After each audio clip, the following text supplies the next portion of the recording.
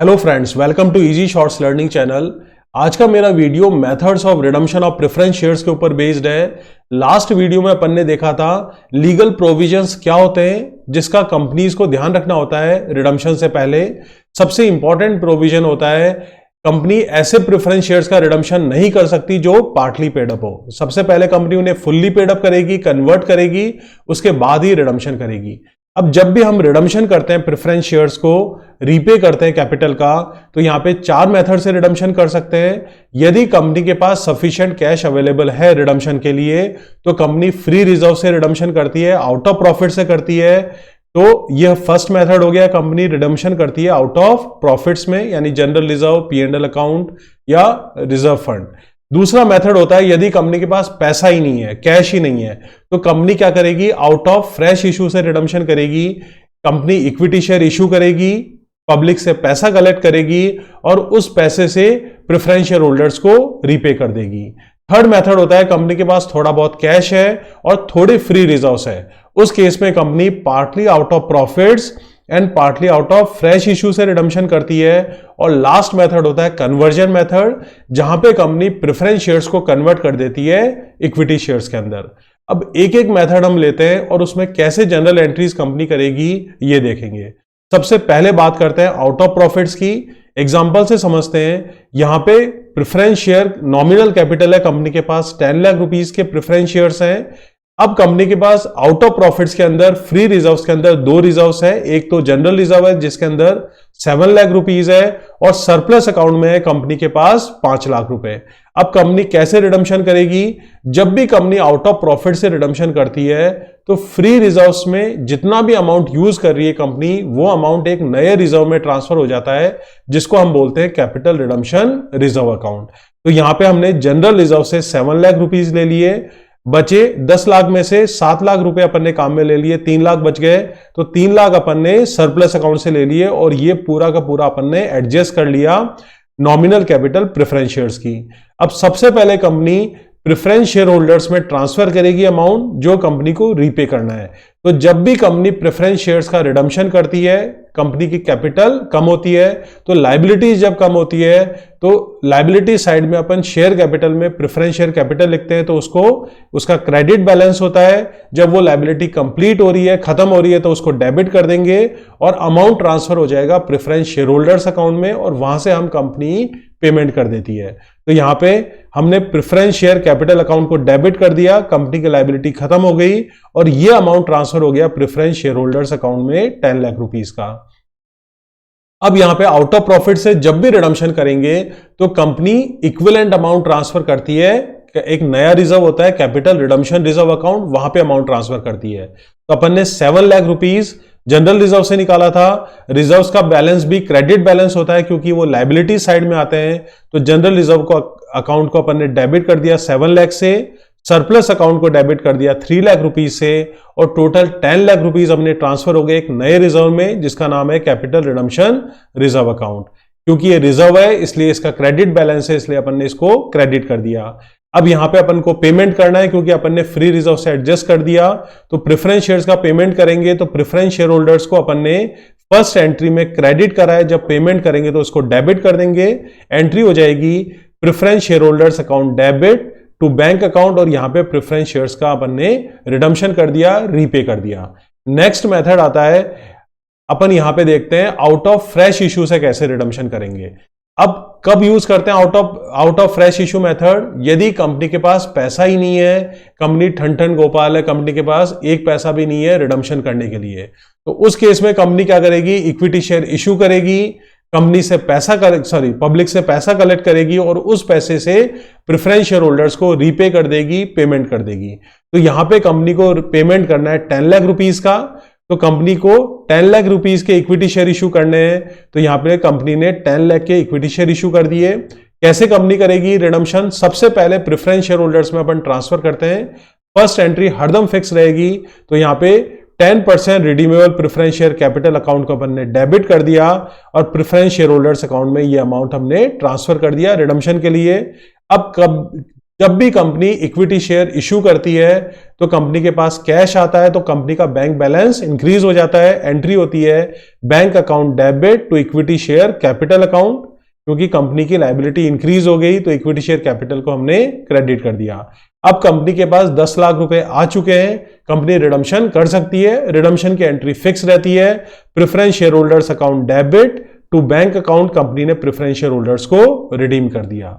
Next method होता है यदि कंपनी के पास थोड़े बहुत रिजर्व्स हैं और थोड़ा बहुत कैश है, तो उस केस में कंपनी यूज करती है partly out of profits and partly out of fresh issue.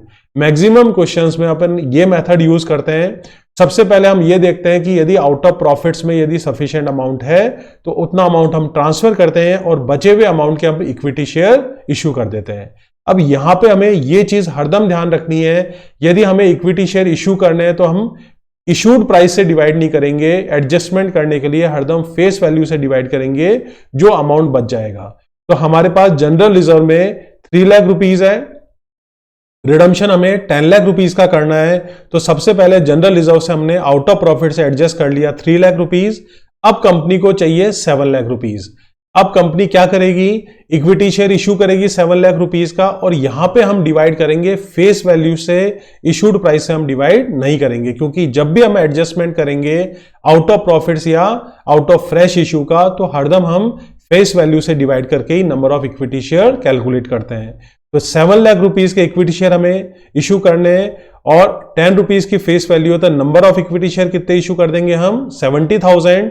Entry क्या करेंगे, सबसे पहले company preference share holders account में ट्रांसफर करती है रीपे करने के लिए। एंट्री हो जाएगी 10% redeemable preference share capital account debit to preference share holders account 10 lakh rupees. अब यहां पे कंपनी ने 10 लाख रुपए ट्रांसफर कर दिए प्रेफरेंस शेयर होल्डर्स अकाउंट में। अब कंपनी सबसे पहले एंट्री करती है आउट ऑफ प्रॉफिट्स की, तो यहां पे कंपनी ने 3 लाख रुपए लिए थे जनरल रिजर्व से, तो जनरल रिजर्व का क्रेडिट बैलेंस होता है, जब अमाउंट ट्रांसफर करते हैं तो उसे डेबिट कर देते हैं। एंट्री हो जाती है general reserve account debit to capital redemption reserve account 3 lakh rupees. अब 7 लाख रुपीज के हम इक्विटी शेयर इशू करेंगे, एंट्री करेंगे, कंपनी का बैंक बैलेंस इंक्रीज हो जाएगा, bank account debit to equity share capital account 7 lakh rupees. अब कंपनी के पास टोटल एडजस्टमेंट हो गया 10 लाख रुपए का, 3 लाख रुपए हमने सीआरआर में ट्रांसफर कर दिया और 7 लाख रुपीज के हमने इक्विटी शेयर इशू करके अमाउंट कलेक्ट कर लिया। कंपनी को रिडम्पशन करना है, सेम एंट्री होगी, सिंपल एंट्री होगी, preference share holders account debit to bank account, company ने पेमेंट कर दिया। नेक्स्ट मेथड आता है कन्वर्जन मेथड। यहां पे हम प्रेफरेंस शेयर्स को कन्वर्ट कर देते हैं इक्विटी शेयर्स के अंदर। तो यहां पे प्रेफरेंस शेयर्स हमारे पास है 10 लाख रुपीज। अब इस 10 लाख रुपीज के अपन इक्विटी शेयर इशू कर देंगे, कोई भी मॉनेटरी ट्रांजैक्शन नहीं होगा, ना तो पैसा कंपनी ने लिया ना कंपनी ने पैसा कोई भी दिया। तो यहां पे सबसे पहले हम अमाउंट ट्रांसफर करेंगे प्रेफरेंस शेयर होल्डर्स अकाउंट में। एंट्री हो जाएगी 10% redeemable preference share capital account debit to preference share holders account 10 lakh rupees. Amount transfer कर दिया। अब प्रेफरेंस शेयर होल्डर्स अकाउंट में अमाउंट आ गया, तो जब भी अपन इक्विटी शेयर इशू करते हैं तो बैंक बैलेंस इंक्रीज हो जाता है और एंट्री होती है bank account debit to equity share capital account. अब यहां पे मॉनेटरी ट्रांजैक्शन तो है नहीं, तो बैंक की जगह क्या आ जाएगा, प्रेफरेंस शेयर होल्डर्स अकाउंट आ जाएगा और एंट्री हो जाएगी preference share holders account debit to equity share capital account. Company ने प्रेफरेंस शेयर्स को इक्विटी शेयर इश्यू कर दिए। तो इस तरह से हम पूरे 4 मेथड में किस तरह से एंट्रीज करते हैं ये हमने देखा, एग्जांपल के साथ हमने देखा। अब एक एग्जांपल लेते हैं जिसमें यहां पे हम प्रीमियम भी देखेंगे। सबसे पहले यदि प्रेफरेंस शेयर होल्डर्स को हमें रिडीम करना है प्रीमियम पे, तो उस प्रीमियम का एडजस्टमेंट हम कैसे करते हैं।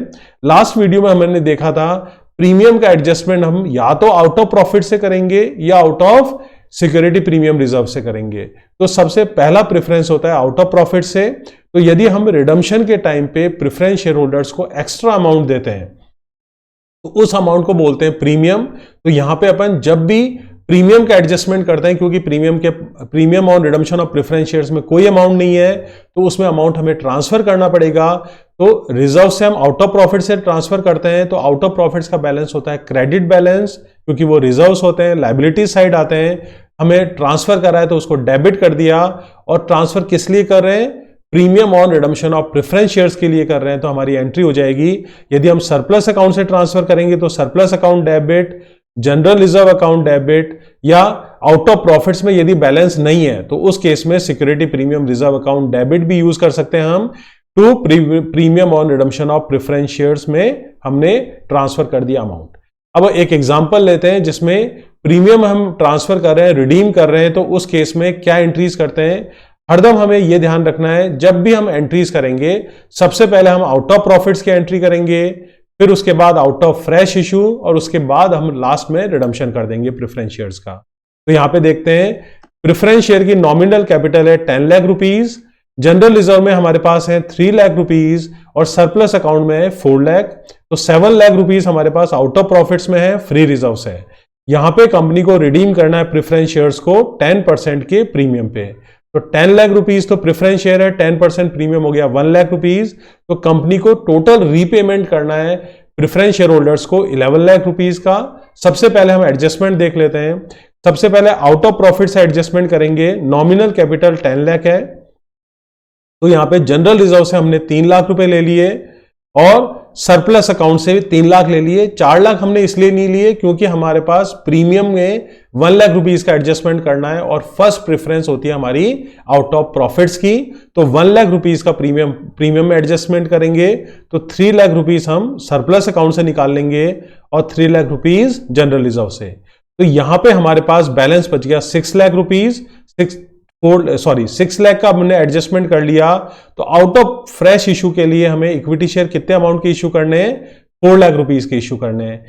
फेस वैल्यू है इक्विटी शेयर की 10 रुपीज हमने अज्यूम करी है, तो यहां पे 4 लाख डिवाइडेड बाय 10 करा तो हम इक्विटी शेयर इशू करेंगे 40,000 at the rate of 10 each. अब प्रीमियम ऑन रिडम्पशन हमें करना है, आउट ऑफ प्रॉफिट से एडजस्ट करेंगे। 1 लाख रुपीज का एडजस्टमेंट हमने कर लिया सरप्लस अकाउंट से। अब यहां पे भी हमारे पास बैलेंस हो गया निल। तो हमने जो जनरल रिजर्व और सरप्लस अकाउंट में ट्रांसफर करा वो हमारा ट्रांसफर हो जाएगा, एक नया अकाउंट खोलेंगे जिसको बोलेंगे कैपिटल रिडम्पशन रिजर्व अकाउंट में, और बचा हुआ बैलेंस जो 4 लाख रुपीज का है उसके हमने आउट ऑफ फ्रेश इशू से एडजस्टमेंट कर लिया, इक्विटी शेयर इशू कर लिए। कैसे एंट्री करेंगे, सबसे पहले हम अमाउंट भेजते हैं प्रेफरेंस शेयर होल्डर्स में, उसके बाद आउट ऑफ प्रॉफिट्स, उसके बाद out of fresh issue, premium adjustment, और लास्ट में हम रिडम्पशन कर देते हैं प्रेफरेंस शेयर होल्डर्स को। तो फर्स्ट एंट्री हम करेंगे, सबसे पहले अमाउंट ट्रांसफर करेंगे, तो preference share capital account debit कर देंगे, लायबिलिटीज हमारी खत्म हो गई कंपनी की। प्रीमियम यदि हम देते हैं, यदि हम प्रीमियम लेते हैं तो हमारा प्रॉफिट होता है तो उसको क्रेडिट करते हैं एसपीआर अकाउंट को, और यदि हम प्रीमियम एक्स्ट्रा अमाउंट दे रहे हैं प्रेफरेंस शेयर होल्डर्स को तो हमारे लिए लॉस हो गया, और लॉसेज और एक्सपेंसेस को हम डेबिट करते हैं। तो premium on redemption of preference shares 1 lakh rupees हमने डेबिट कर दिया, और टोटल पेमेंट हम करेंगे 11 लाख रुपीज का। तो to preference share holders account में आ गया 11 लाख रुपीज। अब सबसे पहले एंट्री करते हैं आउट ऑफ प्रॉफिट्स में। तो जनरल रिजर्व से हमने 3 लाख रुपीज लिए थे और सरप्लस अकाउंट से 3 लाख, तो एंट्री हो जाएगी general reserve account debit 3 lakh, surplus account debit 3 lakh, to capital redemption reserve account में चला जाएगा 6 लाख रुपीज। सबसे पहले आउट ऑफ प्रॉफिट्स हो गया, फिर आउट ऑफ फ्रेश इशू करेंगे। 40,000 इक्विटी शेयर हमने इशू करे थे क्योंकि हमें 4 लाख की रिक्वायरमेंट थी। तो कंपनी का बैंक बैलेंस इंक्रीज हो जाएगा, bank account debit to equity share capital account 4 lakh rupees. अब उसके बाद प्रीमियम एडजस्टमेंट करेंगे, तो हमने सरप्लस से एडजस्ट करा था तो सरप्लस अकाउंट को डेबिट कर देंगे। किसके लिए अमाउंट ट्रांसफर कर रहे हैं, प्रीमियम के लिए, तो premium on redemption of preference share account हो गया 1 लाख रुपीज से हमने अमाउंट ट्रांसफर कर दिया। और लास्ट एंट्री होती है, हम यहां पे रिडम्पशन कर देते हैं, रीपेमेंट कर देते हैं प्रेफरेंस शेयर होल्डर्स को। एंट्री हो जाती है preference share holders account debit to bank account, हमने प्रेफरेंस शेयर्स को रिडीम कर दिया, रीपे कर दिया।